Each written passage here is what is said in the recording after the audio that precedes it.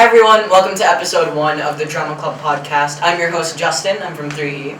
And today on episode 1, we've got my fellow host here with me. Yep, I'm your other host. My name's Talis Tong from 3C. And I'm really glad that we have our first ever guest on the first episode. And it's one of our teachers. That's right. He's here. Yeah, so you see me. I think most of you know me, Leo Chan right here. So, have you done your homework? Hope you enjoy the show. Better have done your homework. Get in the homework, man. He will get on you after the show if you have not done your homework. Detention class. Detention class indeed. So, what we've got here today on episode 1, we have a very high profile guest, as we all know.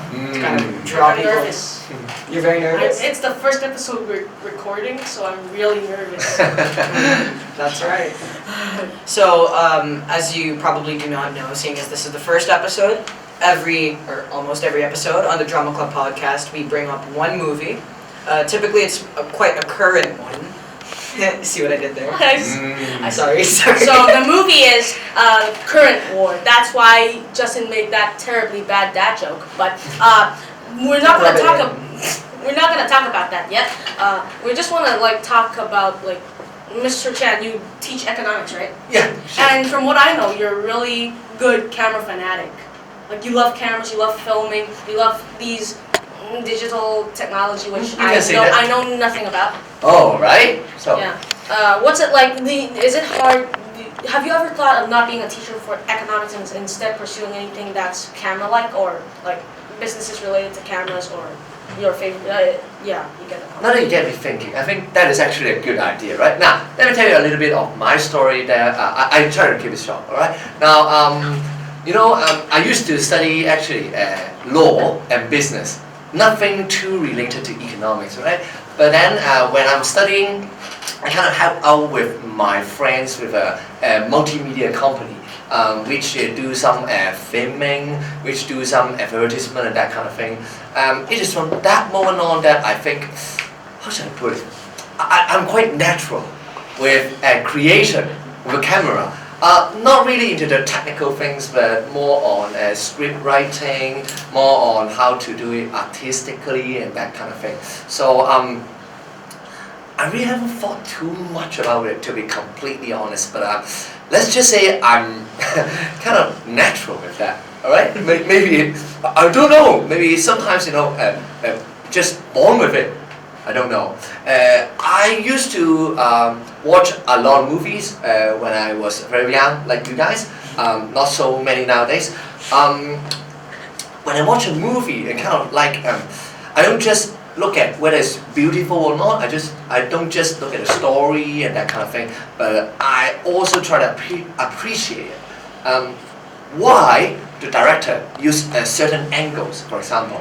Maybe whether they zoom in, whether they zoom out, and that kind of thing. It all conveys a meaning. And for whatever reason, maybe I just feel connected to such kind of storytelling. Let's say it's storytelling that I just find it fascinating. And so, once you jump into that biz, there is no returning. You go into the filming, and there is no returning. So that's briefly about how I started. That's actually really interesting because our this year's Drama Club president Linus, he's behind the camera. Shout out. And me and I, we actually really quite like directing. So that's actually what we should learn from, the different angles, how the directors film, why they film this angle, and it's really just I've said interesting how to convey a message through a different angle and through camera. Fascinating. Definitely. And with the scripts help, which we have to write in Drama Club, with scripts and directing, and with the actors' talents, we bring media, we bring content to the audience. For example, this podcast, we have people behind the cameras working, monitoring for us, and we have the hosts, and we also have the director sitting there. He's Rooney. Hey, Rooney. Hello, Rooney. Yep. But yeah, that's just really great. So. I guess in that sense, you have a lot of admiration for Mr. Chan. Yes, definitely. Because he's a really good, he's You one see, of the friendly. blushing right here. He's one of the friendliest teachers I've known. I've not met him for too long, but he's a really good friend, a teacher and a friend. Oh, I haven't been taught by him, but for the few times I've met because of club activities and stuff, he's really good. It's been my pleasure as well. Thank you. Thank you a lot. So, Mr. Chan, you did mention earlier that you studied, it was law and business, right? Yeah. Really nothing very related to any of the stuff you've been doing now. So where did you kind of get that professional education from to do what you do now? Again, if you ask me, the only professional training that I received is back in 2 years ago. We studied something we call PGDE. All right, that one is a qualification program set by the government. But if I have to be completely honest, the PGD only lasts for 1 year. And you know, 1 year is not quite enough to get you what you needed for really getting into the field of education. To me, it's always a question of thinking, getting into the role, something like, all right, getting into your role as a teacher. Now, to me personally, the way I teach is that I don't think of myself as a teacher. I think of myself as a human, right? You know, when you try to communicate with human, then you do something normally a human would do, right? Sometimes, to me, thinking of yourself as a teacher can sometimes be a how should I put it? A detriment to what you're trying to achieve, right? Now, say for example, I want to talk to a student, I want to talk to two of you, maybe something deep inside of you I want to know. But if I use the role as a teacher, then it could be problematic. Maybe you will try to hide something from me, but if we human, as a normal human being to communicate, sometimes it's actually better. Now, maybe not the most professional way of doing things, I'm not sure, but it definitely works for me, and it definitely works for St. Joseph's College, as far as I can tell. Yeah. And I know, like, you've been learning in the secondary school in Lhasa College. Yeah. So to know that you're now teaching in one of the rival schools, kind of rival, we have a love-hate relationship with Lhasa College, as everyone knows. But what is it like teaching in a rival school? Like, not like, have you ever considered going back to your mother school and teaching there? Oh, that one is a very deep Please question. don't. All right, Please now don't worry. We love you here. To be completely honest with you, when I first began as a teacher, it wasn't very smooth. To be completely honest, right? Now I couldn't find a job. Before you say that, when was it that you started teaching? Actually last year. Oh, last year. As a real teacher, not the kind of a teaching assistant and that kind of thing, right? I really couldn't find a job as a teacher 2 years ago, and I tried to approach Lhasa College, and hopefully for you, and unluckily for me, they didn't have any vacancy at that time. And at that time, I saw a post in St. Joseph's College. You see, they were hiring IH teacher and economics teacher, so I kind of didn't hesitate. Now, I was thinking, to be able to teach in St. Joseph's College itself is already winning. It's already a victory. You know, when you go out and say, I'm a teacher of St. Joseph's College, one of the best schools in Hong Kong, then it's already a victory for me.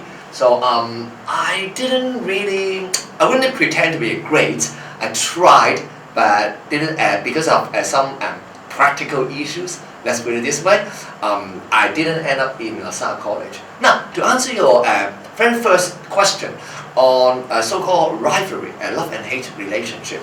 Now, to me, after a year of experience, I would be saying that to me it's more like a family school, more than a rival school. Why I say so? Is that I always put competition. There are two sides to competition. One kind of competition is the bad kind, the vicious, right? They try to beat down the others in order to make yourself looks good.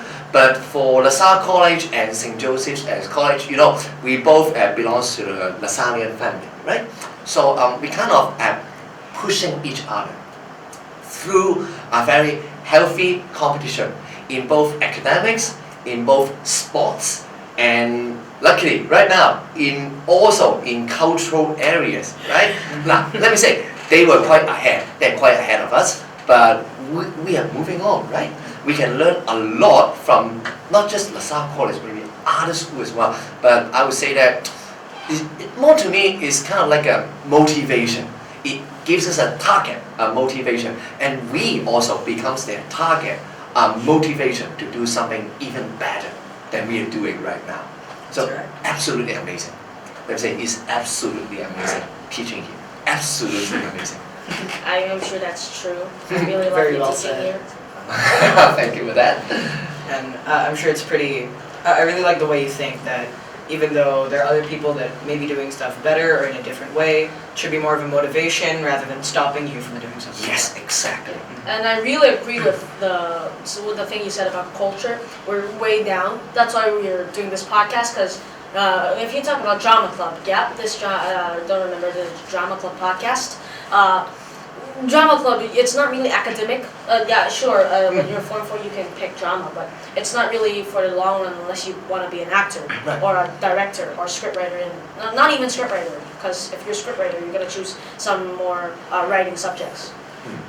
So if you're not really focusing on that route, drama doesn't really count as academics nor sports. So I really agree with the culture aspect you just said. And I really, really do believe that we in drama club in St. Joseph's College is really not as good as other schools, especially LaSalle College.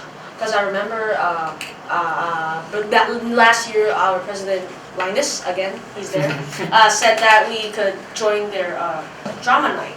And then for some reason, because of this wink-wink rivalry, they were scared that other of our students dislikes LaSalle College, which I don't typically dislike them.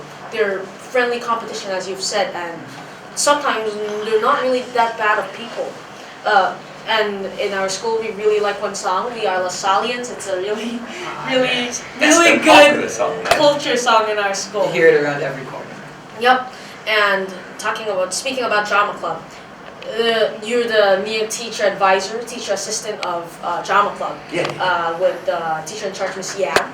So would you say there's any new challenges? Is it different from what you've done before? I think to me the biggest challenge is that back in the days when I was a student in LaSalle College, everything has been built already. So we are only enjoying the results of their, and we try to make use of existing resources to build something even taller, let's put it this way. But to me, the biggest challenge in here is that to be completely honest, we are relatively behind. So we are not trying to use existing resources to build something even taller, but we are actually trying to build the resources per se, right? That's totally different from using existing resources. Now, for example, maybe we need to learn again, not again, but we really need to acquire the skills on backstage management, on acting, and on, let's say, makeup, the cosmetic things, and those kind of things. Those can be, like the old saying say, it's easier to keep climbing rather than you jump over a big hurdle to start climbing. I think that would be a very good analogy for the challenges that we are facing. But on the other hand, I would say that no pain, no gain, right? with the challenges, we can be even better than that. Sometimes without any challenge, life can be boring. There would be no target to go. No mountain to climb. No mountain to climb. Then why bother climbing? Then we fall, as you know, right? So I think it's a challenge, but also an opportunity. It really depends on how you interpret the things, right? That's right.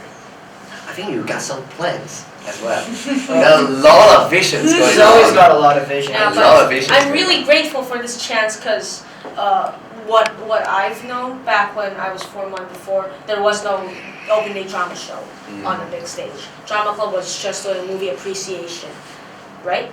I think so.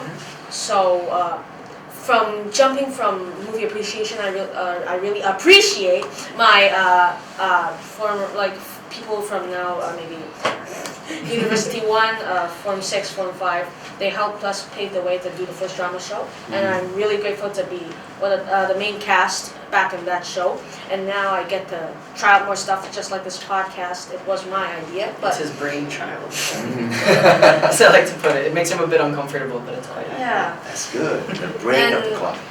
What do you think about, just now you've said a lot, but still, is there anything bad about SJC? And also, for what you've seen for now, is there anything good and bad with Drama Club and SJC?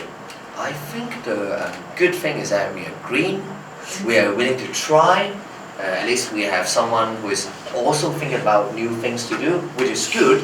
I think we get the people. We may not have the skill yet, but we have the people, we have the mindset, and we definitely have the endurance to do that, and that is a good thing. Maybe the bad thing would just be the, how do I say it?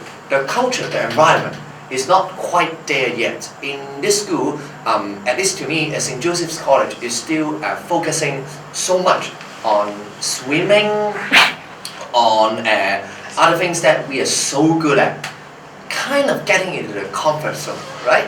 And people may be quite new to the idea, may be quite reluctant to the idea as well. So that could be a bad thing. That could be a bad thing. But again, nothing too bad. If you ask me, nothing too bad. That's right. All you need is an idea, and after that, you'll be able to put that into motion, kind of push things forward for the club, as Talis has done with this. He's brought other people on. Josephians can always do that. That's I have right. no doubt about it. And what I've seen, because people always say to me, oh, you're in St. Joseph's. Oh, people in these band one or like good schools, top schools, are only like, oh, it's either really good at sports, bad at academics, or brilliant at everything in the form of academics. English, Chinese, everything are good, but not the best, or even also good at sports. But in my opinion, there's always, in this school especially, I'm part of it, and a lot of drama club is also part of it, is the mediocre class of the school. Not really top, not really below, not really at the bottom, but still, all of us have great ideas. Like, I'm not the best at academics, but I do try drama club, and I'm trying to make it a big club, as we just said. All in all, I'm really thankful to be in this great school and club. And back to drama club related stuff, we're talking about the movie now. Yep, a really good jump to the movie. It's a really current one. I'm not sorry for that joke. Yep, I did. Joke. Yeah, the current war. The current one? Justin hasn't seen it. I've not. Some crew from the behind wants to see it. That man's called Linus, and he has to endure the spoilers, which is, spoiler alert, the following part is gonna have spoilers for the movie Current War. I'm worried that when I brought up the movie at the beginning, people clicked off because they thought there'd be spoilers within the next minute. I'm very sorry for that. Yeah, but we're gonna start talking about the movie, and after that we're gonna end this. So if you wanna click off, do it now. Alright, Okay. let's get straight into the point. Yep. Rating out of 10. Rating out of 10. Yeah, you can do first. Well, Out of first. 10, what's your rating? You can No, use decimals if you want. If you ask me, that would be an 8 out of 10. 10. Now, why would I say that? I don't think I need to discuss the cast. Benedict Cumberbatch, unbeatable, right? Totally unbeatable. But to me, why I deducted two marks from that? Absolutely beautiful angles, beautiful lighting, beautiful music, and that kind of thing. But it kind of dragged on for too long. I think agree. the movie is too ambitious. They try to cover too many things at once. The timeline is way too long for its own good, right? Yeah. They want to dive into so many things. And now, for example, big spoiler, all right? Big spoilers. Big spoilers. Big spoiler that you can find in history textbook if you have been paying attention in Linus is English lessons. really, right? Linus is covering his ears right now. You're really remember, scared. Edison, everyone has a wife, right? Oh yeah, his wife died, right? Yes, obviously. It's in the early first 1/4 of the movie. Yes. It's the end of the first fourth of the movie. So Edison's wife just died, and then It's just too abrupt, right? just Nothing- randomly, oh, you died of a tumor. Oh, you can't see from your eyes. Oh, you're dead. Like it was. It's in 5 minutes. from going, I can't really see stuff, I need spectacles, to being blind to dead in 5 minutes. And then next 2 minutes, Edison is well again doing some new inventions and that kind of thing. Yes. It's kind of a wasted opportunity, especially for Benedict. He's so good at acting. You should have let him have more chances to show the very subtle side of Edison, showing him and showing that he is a genius. That no question, genius. But he also bear a lot of cost. He paid for it a lot. I think it didn't show enough how much he paid for the greatness that he has achieved. So that's why I deducted 2 marks from the movie. Otherwise, absolutely fantastic. As a history teacher, you should watch it now. Now would be good, all right? Now. We are not sponsored. I hope we are, because we desperately need the budget. But no, but I actually, after you before when you were rating the points 8 out of 10, it's really interesting that you view a movie. Why I deducted these 2 points instead of why I gave it 8 points. Yeah, I haven't really Yeah, seen I many haven't people really do that kind of think thing. of It's that. more, oh, why did I put this in? Why did I put this in? Rather than why did I deduct the 2? Oh, because to me, at Hong Kong, we are quite spoiled with good movies, right? Whenever you find in a cinema, usually they are the good movies. You know, after the filtering, the screening in foreign lands, usually they don't buy bad movies, as you know, they don't buy bad movies. So, to me, every movie that's shown in Hong Kong, usually by default is a 9 out of 10. Usually by default, because they screen it for you. We are so spoiled, you know. In Hong Kong, we're so lucky. Yeah, but it's about time to end. But before we end, I just want to talk about. Listen, the supporting cast was also great. Of course, the best thing of this movie is the cast. The cast was really good. They're brilliant actors. Tom Holland, Michael Shannon, Benedict Cumberbatch, Nicholas Hoult, and also Michael Shannon's not real life but in movie wife. I forgot her name, the actor's name, but she's the star of Fantastic Beasts and Where to Find Them's whole series in my memory. And I think there's a big problem with the movie. The biggest problem, just Mr. Chan said, but with another interpretation was the pacing was really bad. So some parts where we should be watching longer, it's cut short. Oh, we cut. Remember when there was a scene where they putting in light bulbs to talk about that city was one over by which side? When they screwed in the light bulb, it's like cut to basically that was the most interesting war, the 10-year, not 10-year, but a few years of war. It's cut. So and also there was and also the pace just as Mr. Chan said, they didn't use the actors enough. In my opinion, Nicholas Hoult and Tom Holland did not have their time to shine, especially as Tesla. Yeah. Wait, who was playing Tesla? Nicholas Hoult, the person who played Tesla, Beast in the X-Men franchise. And Tom Holland plays Edison's assistant. I don't know what's his first name, but its last name is Insol. They focus too much on Michael Shannon, which itself is a good thing because he's a great actor. But when you have 4 great actors in the same movie, it's really hard to grasp which one to give the focus. But the focus is mainly on Benedict. Yeah. And last thing, the ending. For some reason, they just shake hands. Yeah, that's what you're gonna imagine, but you haven't seen this man in your life, so that was kind of weird too. So we've got an 8 out of 10 for not the best pacing, and also not kind of giving him the time to. Yeah, sure. Yeah. So it was more for you. It was more about how you didn't really get to see his struggle after his wife died. Right. That's right. And for you, what also would you not 7.5, 8 to 8.3, 8.5. All right. That margin. Similar. So with that out of the way, it's time to end our.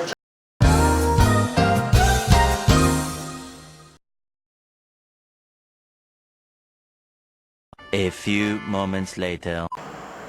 And because somebody stole our computer, we had some technical difficulties. We're gonna end it now. What do you want to plug, Mr. Chan? Nothing too serious. I think you guys know me, so no need to share Facebook, Instagram. You have your way to find me, right? Please. And I need more followers, so follow him and follow us too. At SJC Drama Club Podcast Official. We have an Instagram page now. Yay! Instagram page. Go follow that. So I've been Justin. This is Talis. And Leo here. We've got Leo Chan, our very special guest for episode 1. Yep. That'll be all from the 3 of us for now. See you in the next one. Bye. Music playing.